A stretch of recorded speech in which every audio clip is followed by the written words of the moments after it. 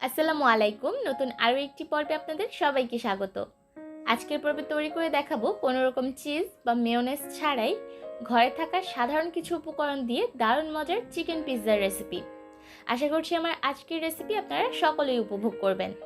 Chicken pizza তৈরি করার জন্য প্রথমে চিকেনটাকে প্রিপেয়ার করে নিব। এখানে আমি মুরগির বুকের মাংস নিয়ে নিয়েছি আধা কাপের মতো, আর চিকেনগুলোকে এভাবে আঙুলের মতো লম্বা টুকরা করে কেটে নিয়েছি। এবার এর মধ্যে দিয়ে দিলাম 1/4 চা চামচ হলুদের গুঁড়া, 1 চা চামচ দিয়ে দিলাম লাল মরিচের গুঁড়া, আধা চা চামচের মতো দিলাম আদা রসুন বাটা, স্বাদ অনুযায়ী দিয়ে দিলাম লবণ, গরম মশলার গুঁড়া দিয়ে দিলাম আধা চা চামচ, আধা চা চামচ কালো গোলমরিচের গুঁড়া, আর আধা টেবিল চামচ দিয়ে দিলাম টমেটো সস। আপনারা চাইলে কিন্তু এই পর্যায়ে সয়া সসও ব্যবহার করতে পারেন। এবার খুব ভালোভাবে চিকেনের সাথে মশলাগুলোকে মাখিয়ে নিচ্ছি, আর মাখানো হয়ে গেলে চিকেনটাকে 20 মিনিটের মতো ম্যারিনেট করে রেখে দেবো, যাতে করে মশলাগুলো চিকেনের গায়ে ভালোভাবে ঢুকে। 20 মিনিট পর চুলা একটা প্যান বসিয়ে দিয়েছি, আর এর মধ্যে নিয়ে নিলাম 1 টেবিল চামচ রান্নার রেগুলার তেল। এবার এর মধ্যে ম্যারিনেট করা চিকেনের টুকরাগুলো দিয়ে দিতে হবে। চুলার আঁচ মিডিয়াম হাই হিটে রেখে চিকেনের টুকরাগুলোকে ভেজে নিব। চিকেনগুলো ভাজার সময় চুলার আঁচটাকে একদম লো করে দেওয়া যাবে না, এতে করে চিকেনের ভিতর থেকে সম্পূর্ণ পানিটা বের হয়ে যাবে, আর যার কারণে চিকেনের জুসিনেসটা কমে যাবে। আর যেহেতু মুরগির বুকের মাংস ব্যবহার করছি, তাই এটা সেদ্ধ হতে কিন্তু খুব বেশি একটা সময় লাগবে না। 4-5 মিনিটের মধ্যেই দেখবেন যে চিকেনগুলো সেদ্ধ হয়ে যাবে। এর মধ্যে চিকেনগুলো ভাজা হয়ে গেছে, এবার এগুলোকে চুলা থেকে নামিয়ে নিচ্ছি। আজকের পিৎজাটা তৈরি করার জন্য আমি ব্যবহার করব ব্রেড ডো। বিভিন্ন ধরনের ব্রেড বা পিৎজা তৈরি করার ক্ষেত্রে ময়দার যে খামিরটা ব্যবহার করা হয় সেটাই হচ্ছে ব্রেড ডো। আর এই ব্রেড ডোটা কীভাবে ঘরে পারফেক্টভাবে তৈরি করবেন তার একটা বিস্তারিত বর্ণনা সহ ভিডিও আমার চ্যানেলে অলরেডি আপলোড করা আছে। আমি ডেসক্রিপশন বক্সে লিঙ্কটা দিয়ে দিব, আপনারা চাইলে সেখান থেকে দেখে নিতে পারবেন। এবার ডোটাকে একটু ভালোভাবে মথে নিচ্ছি, আর মথে নেওয়া হয়ে গেলে এবার এই ডোটাকে আমি একটা স্টিলের বাটিতে নিয়ে দিব, যেই বাটিতে আমি পিৎজাটা বেক করব। আর বাটিতে আমি সামান্য পরিমাণ তেল ব্রাশ করে নিয়েছি, এতে করে পিৎজাটা বেক হয়ে যাওয়ার পর ওঠাতে অনেকটা সুবিধা হবে। এবার হাতের সাহায্যে এই খামিরটাকে বাটির মধ্যে সমান করে বিছিয়ে দিতে হবে। আপনারা চাইলে আলাদা করে রুটি তৈরি করে এনে ওই বাটিতে দিয়ে দিতে পারেন, আবার চাইলে আমার মতো এভাবে বাটিতে রেখেই সমান করে একটা রুটির মতো তৈরি করে নিতে পারেন।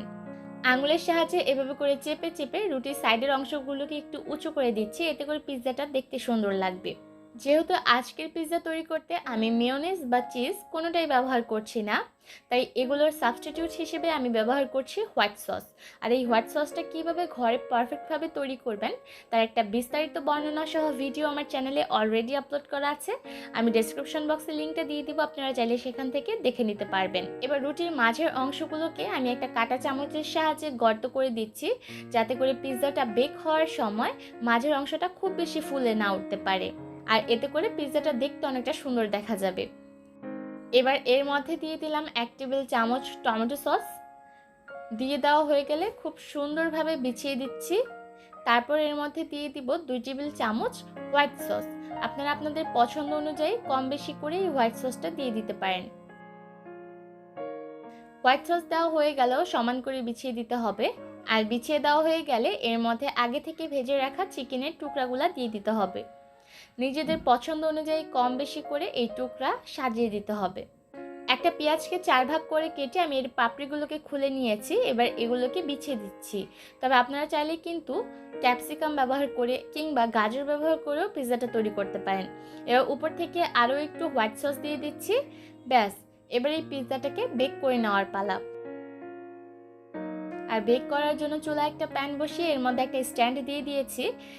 এবার স্ট্যান্ডের উপর পিৎজার বাটিটা দিয়ে দিব, তারপর চুলার আঁচ একদম লো করে দিয়ে হাঁড়িটাকে একটা ঢাকনা দিয়ে ঢেকে রান্না করে নিব 30 থেকে 40 মিনিটের মতো। আর সম্পূর্ণ রান্নাটার ক্ষেত্রেই কিন্তু চুলার আঁচ একদম লো রাখতে হবে। প্রায় 40 মিনিট পর আমি ঢাকনাটাকে খুলে দিলাম। এই যে দেখতে পাচ্ছেন এর মধ্যে কিন্তু পিৎজাটা পুরোপুরি হয়ে গেছে। আমি আঙুলের সাহায্যে একটু চেক করে নিচ্ছি।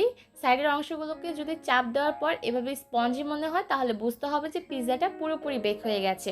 এবার পিৎজাটাকে চুলা থেকে নামিয়ে নিচ্ছি। পিৎজাটা বেক হওয়ার পর এটা কিন্তু খুব সুন্দরভাবে ফুলে উঠেছে। আর কোনো রকম চিজ বা মেয়োনেজ ছাড়াও এই পিৎজাটা খেতে কিন্তু দারুণ মজার হয়ে থাকে। বাড়িতে অবশ্যই রেসিপিটা বানাবেন, আর খেয়ে কেমন লাগলো কমেন্টের মাধ্যমে জানাবেন। আজকের মতো এখানেই বিদায় নিচ্ছি। ভালো থাকবেন সবাই। আল্লাহ হাফেজ।